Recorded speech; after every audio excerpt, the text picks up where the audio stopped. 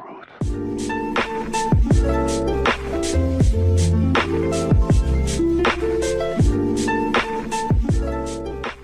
Hey guys, and welcome to a new video by Elca. In the second episode of our editor school, we will discuss all the terrain tools and how to use them. If you missed our first episode in which we discussed the basics of the editor, be sure to check the video description. As always, all topics mentioned in this video will also be linked via timestamps in the description. First of all, let's switch on the two types of grids in the editor options, the regular grid and the budget grid. We will use both to better understand the height of the terrain, since the budget grid is offset to the regular grid. To access the terrain tools, open your toolbox and select Terrain, and then Terrain Tools. Here you have all the options to modify your terrain as you like. Now let's take a look at the bump tool. You have these options: radius, speed, hardness, and distortion. It is very important that you select the amount of speed, hardness, and so on very carefully to get the best possible result.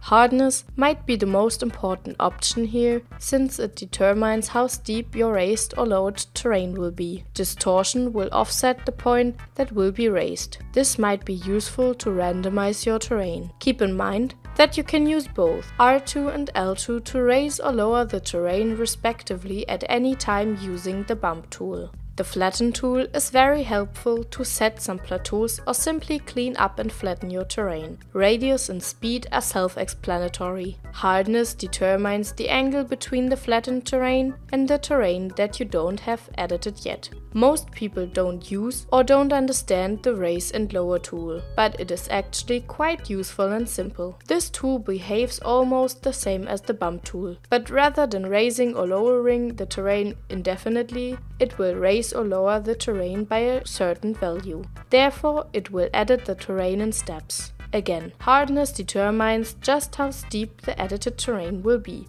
The Smooth tool will do exactly what it says: smooth your terrain. It will get rid of all the spiky edges. I am honest, Elca doesn't really know the difference between speed and hardness here, but he noticed that hardness will also increase the speed significantly. The Ramp tool is also a mystery for some people, so we hope we can explain this well enough for you. Basically, you choose two different points in your terrain, and then this tool will connect these 2 points with one another. This can mean that a ramp will form, but you can also use this to create a sort of bridge between 2 points. Keep in mind that the ramp will have the width of the radius you have selected.